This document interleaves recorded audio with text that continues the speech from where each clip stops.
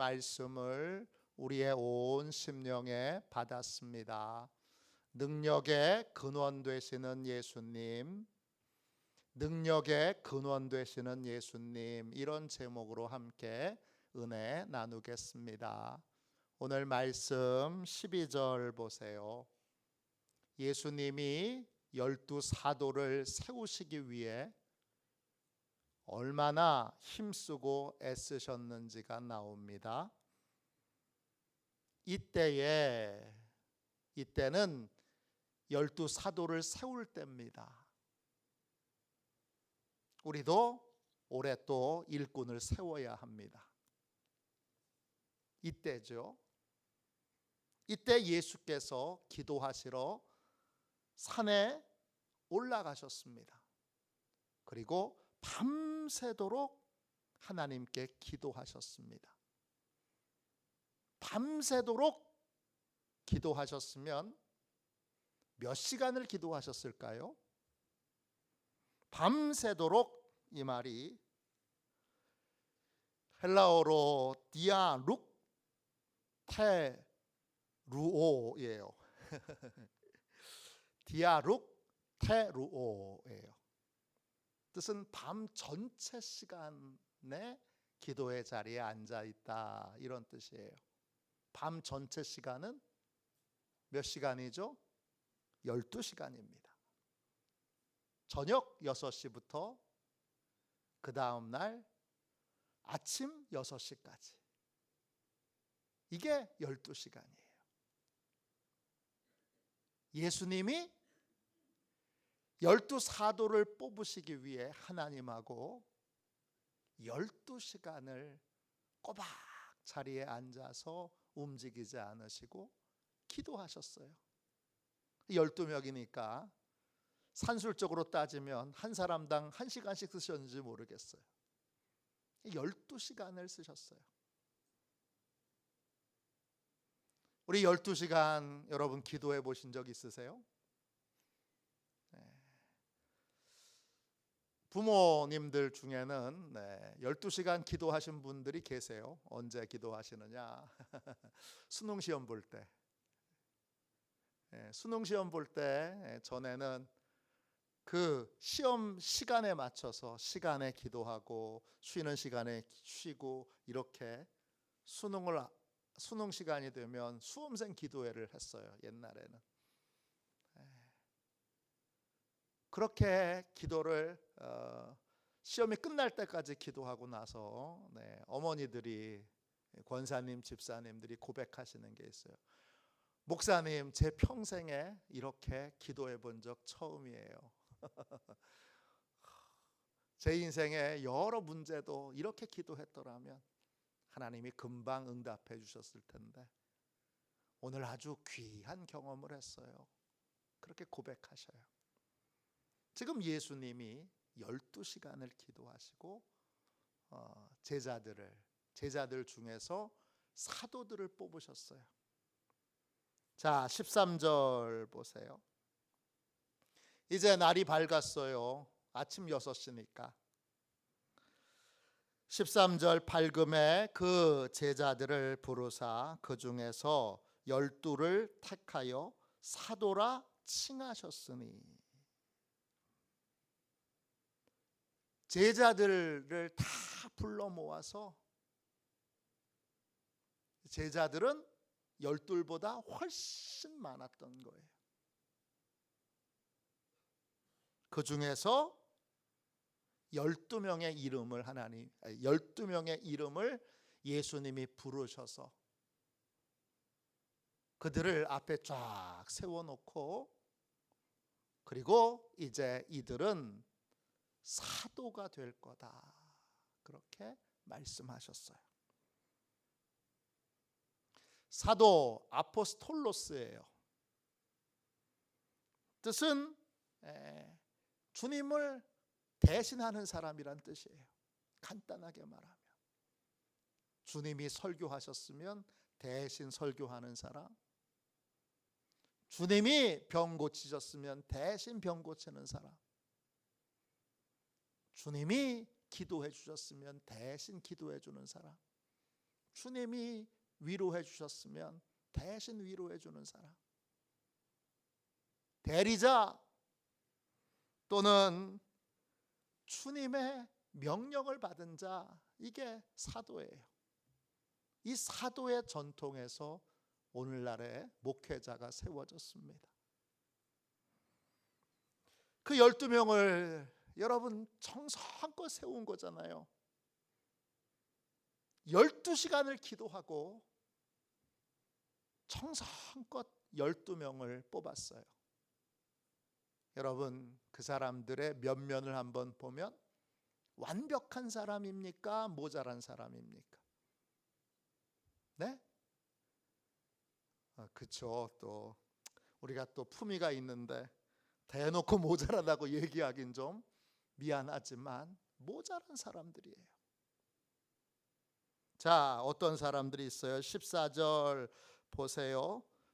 곧 베드로라고도 이름을 주신 시몬과, 베드로는 예수님이 주신 이름이에요. 뜻은 반석이라는 뜻이에요. 시몬은 원래 이름이에요. 뜻은 귀, 듣다 이런 뜻이에요. 원래 시몬은 다른 사람의 말에 잘 이렇게 미혹당하는 사람이에요. 팔랑귀예요. 시몬이라는 뜻은 팔랑귀라는 뜻이에요. 정확하게 말하면. 근데 예수님이 반석이라는 이름을 주셨어요. 사람에게 휘둘리지 말고 중심을 지키는 사람이 되라고 베드로라는 이름을 붙여주신 거예요. 그 다음에 그의 동생 안드레가 있지요. 안드레는 남자답다 이런 뜻이에요. 그리고 야고보가 있어요. 야고보는 구약의 야곱을 헬라 이름으로 바꾼 거예요. 뜻은 남의 발뒤꿈치를 붙잡는 자, 다른 사람을 넘어뜨리는 자 이런 뜻이죠. 요한은요? 요한은 뜻이 없어요. 그냥 요한이에요. 그리고 요한의 별명이 하나 있는데 주님의 사랑을 받는 자, 이게 요한이에요. 그 다음에 빌립은요? 빌립은 말의 친구라는 뜻이에요. 우리 입술의 말이 아니라 타고 다니는 말의 친구라는 뜻이에요. 타고 다니는 말의 친구예요. 바돌로메는요? 바돌로메는 톨마이의 아들이란 뜻이에요. 그리고 톨마이는 밭고랑이란 뜻이에요. 그러니까 농부라는 의미죠. 그 다음 마테는 논쟁하다, 말싸움하다 이런 뜻이에요. 도마는요, 쌍둥이라는 뜻이에요. 알페오의 아들 야고보도 야곱이라는 구약의 이름에서 온 이름이죠. 그 다음에 셀롯이라는 시몬이 있습니다. 셀롯은 헬라말로 젤로테스, 열심당을 말해요. 무력으로, 전쟁으로 이스라엘의 독립을 되찾으려고 하는, 요즘 이해하는 걸로 얘기하면 게릴라 당이었어요. 원래 예수님을 믿기 전에 게릴라 당으로 게릴라 전투에 참여해서 로마 군들을 계속 국지전으로 괴롭혔던 그런 단체가 있어요. 그게 젤롯당이에요. 열심당이라고 그러죠. 그 젤롯당의 출신이었던 시몬이 있어요. 베드로와 이름이 같지요. 그래서 구분하는 게 우리가 출신을 통해서 구분하는 거예요.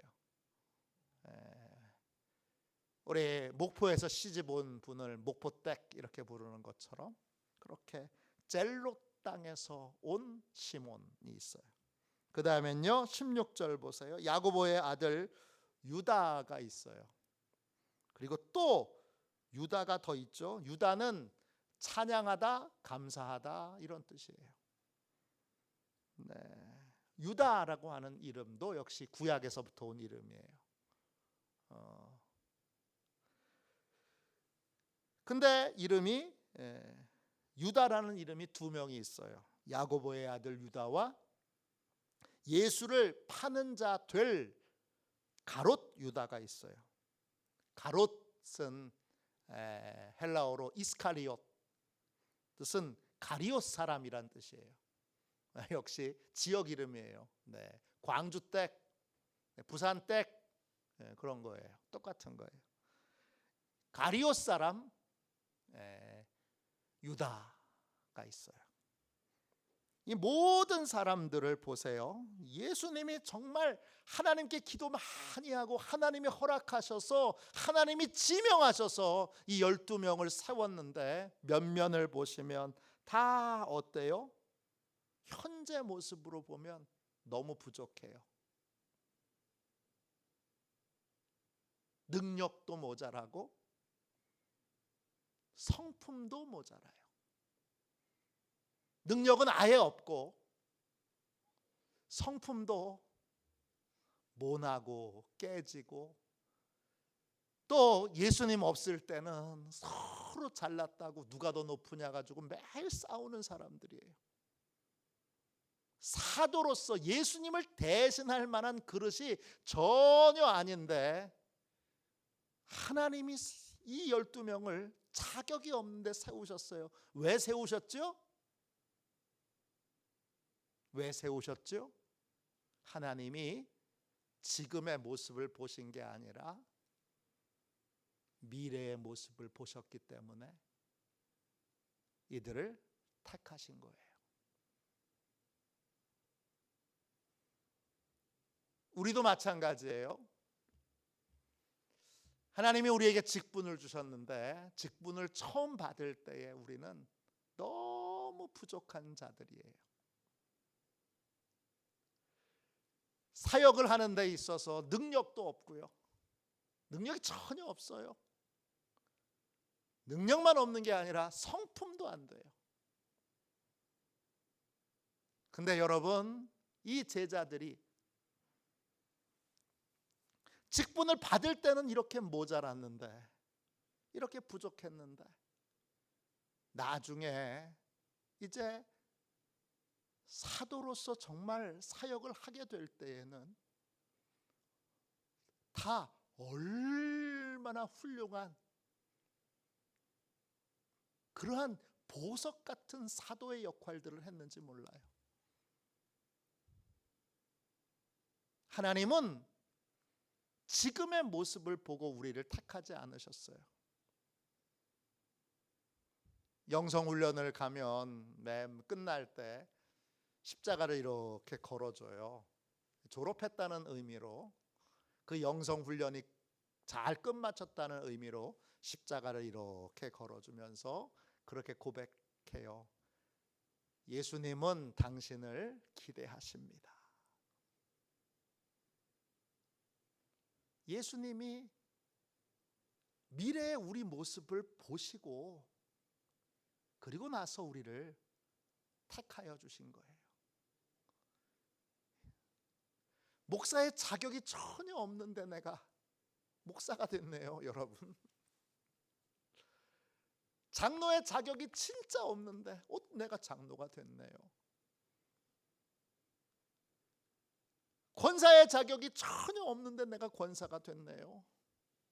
속장의 자격은 진짜 눈꼽만큼도 없는데, 능력도 없고 성품도 안 되는데 하나님이 나를 택하여 주셨네요.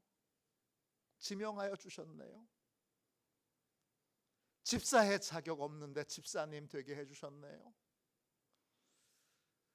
이 모든 직분에는 하나님의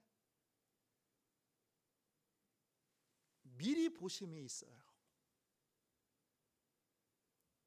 그리고 하나님이 이 12명의 모자란 이 사람들을 뭘로 완전케 하셨느냐? 성령님을 통해서 완전케 하셨어요.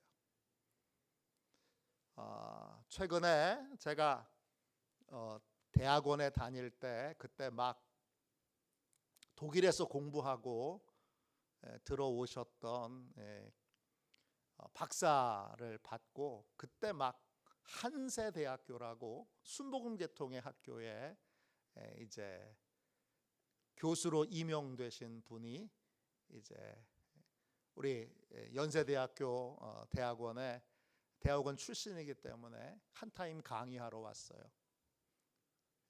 차준희 교수님이세요.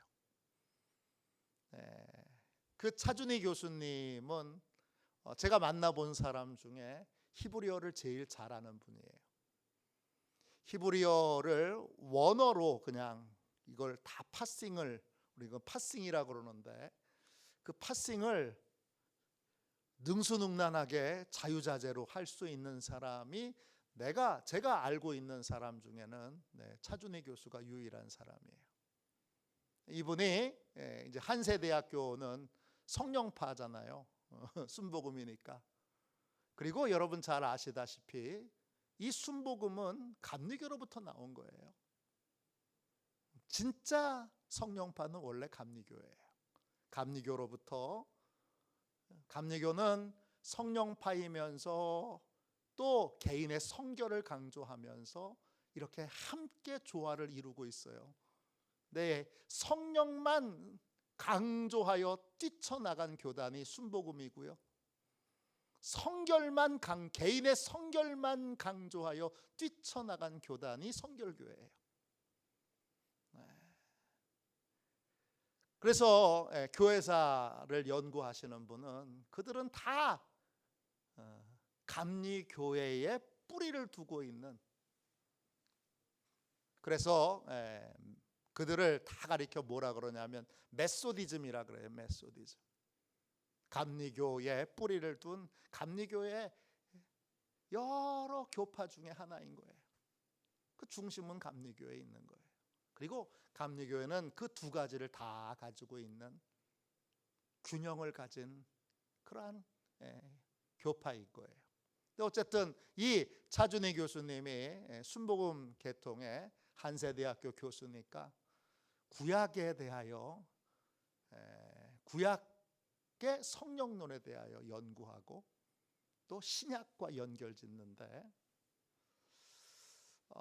지난번에 한번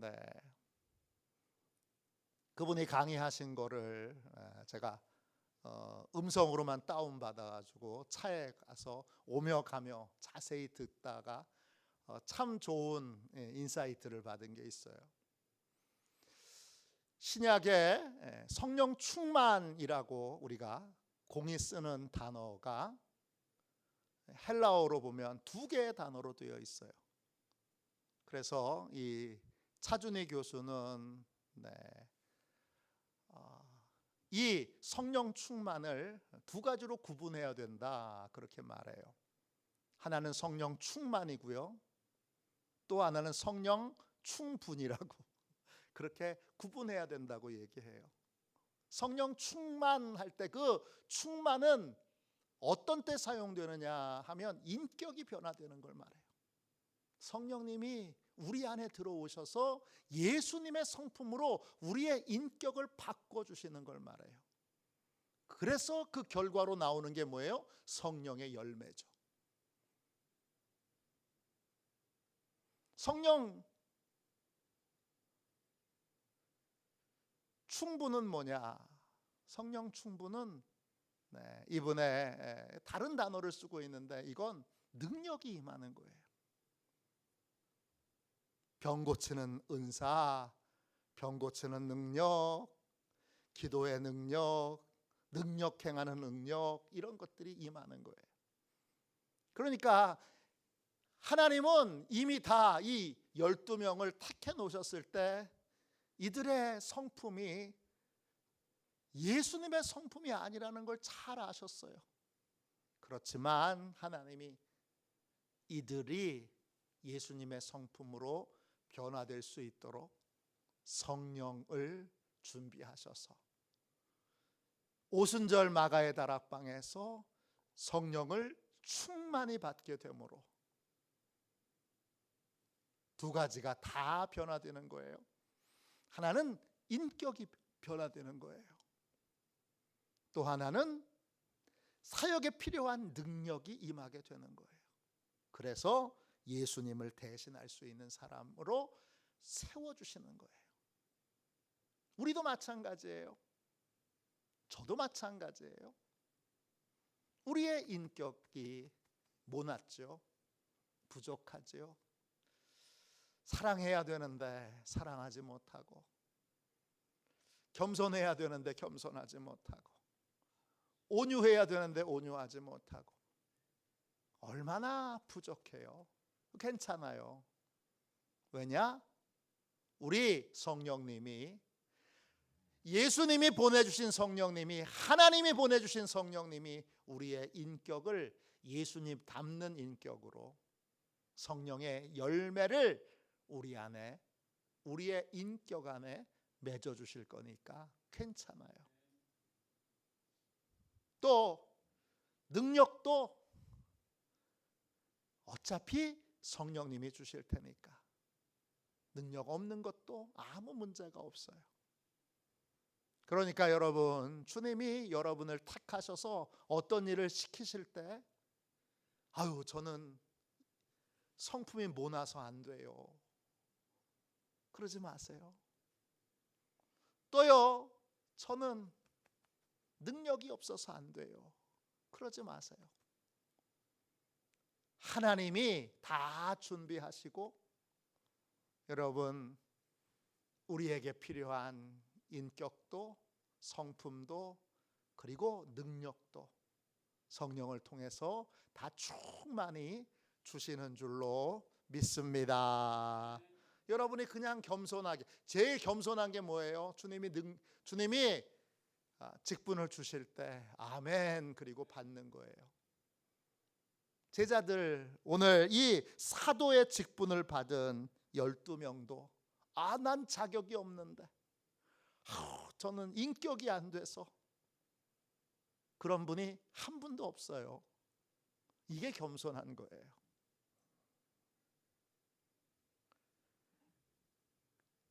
이게 겸손한 거예요. 이게 하나님의 손에, 하나님의 뜻에, 하나님의 계획에 나를 맡기는 거예요. 그렇게 하나님께 맡기는 저와 여러분이 되시기를 주님의 이름으로 축원합니다. 그때 이제 17절 보세요. 사도들을 12명 세우고 함께 내려오세요. 산으로 부르셨던 것 같아요. 제자들 전체를 산으로, 그 제자들을 다 불러 산에서 임명식을 하고 이제 같이 내려오셔서 평지에 서시니까 수많은 제자들의 무리와 또 사방에서 몰려온 사람들이 예수님을 맞이합니다. 어디서 왔어요? 유대 사방에서, 또 예루살렘에서, 두로에서, 시돈에서 수많은 백성들이 몰려왔습니다. 온 목적은 뭐죠? 목적이 두 가지죠. 17절 보시면 예수의 말씀도 듣고 병 고침을 받으려고. 우리가 예배를 드릴 때에 역시 가장 여러 목적이 있지만, 그리고 하나님께 영광 돌리는 것이 가장 큰 목적이지만, 또 다른 목적은 예수님의 말씀을 듣고 또 예수님의 능력을 통하여 문제 해결을 받기 위해 예배의 자리에 나오는 거죠. 이들도 그랬어요. 그래서 다 나왔을 때 18절 보세요. 그 중에는 더러운 귀신에게 고난을 받는 자들도 있었어요. 영적으로 고통을 받는 사람들이 있었어요. 고난을 받는다, 에노클레오예요. 네, 고통을 겪다, 어려움을 겪다, 또 짜증나는 일들을 겪다, 이런 뜻이에요. 계속 이 더러운 귀신이 계속 괴롭혀요. 계속 문제를 일으켜요.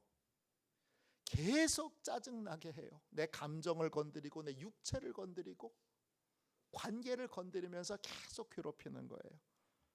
근데 그들도 어떻게 돼요? 고침을 받아요. 왜 고침을 받죠? 19절 보세요.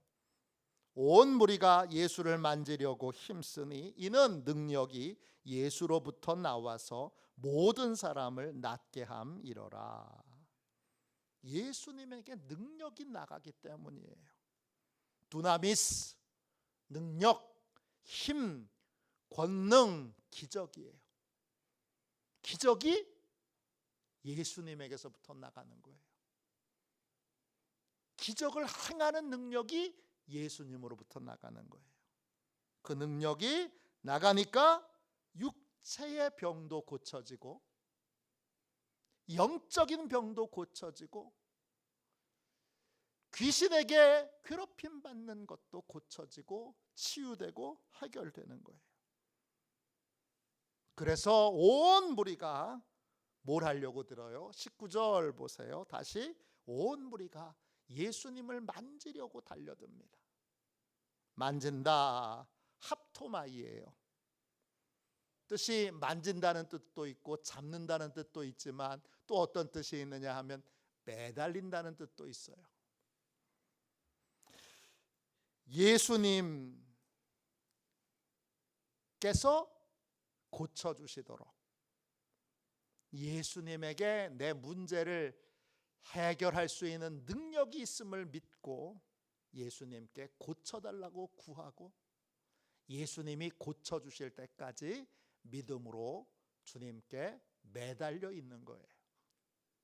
그게 예수님을 만지는 거예요.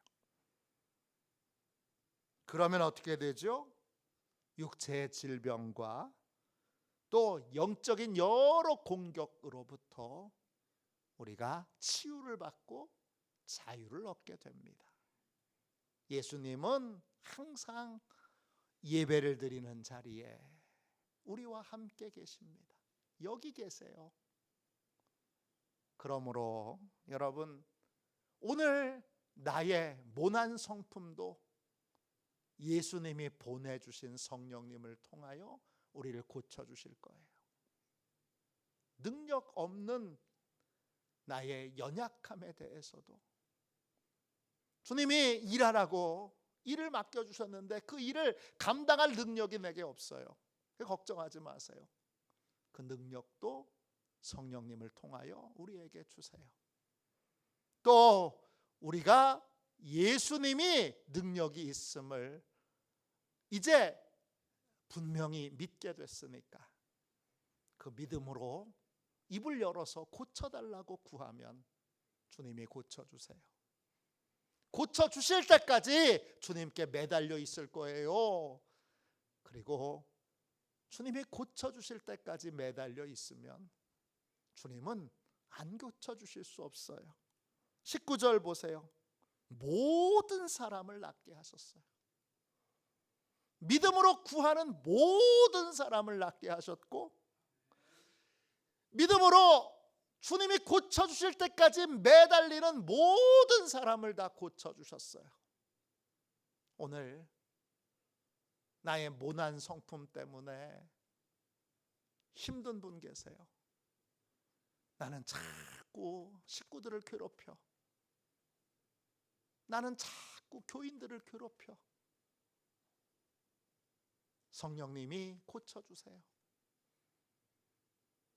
예수님이 보내주신 성령님이 우리를 고쳐주세요. 능력이 없어서 고민이세요? 주님이 성령을 통해 능력을 우리에게 주세요. 육체의 고통 고통 때문에 너무 아픈 분 계세요. 피부가, 또 관절이, 또 무릎이, 또 허리가 아픈 분 계세요. 오늘 주님이 고쳐주실 것을 믿고 고쳐달라고 고백하세요. 그리고 고쳐주실 때까지 매달려 계세요. 계속 매달려 주님께 고쳐달라고 하면 모든 사람을 낫게 하신 것처럼 오늘 우리 모두를 주님이 깨끗하게 온전하게 고쳐주실 줄로 믿습니다. 우리 471장 1절만 우리 두 번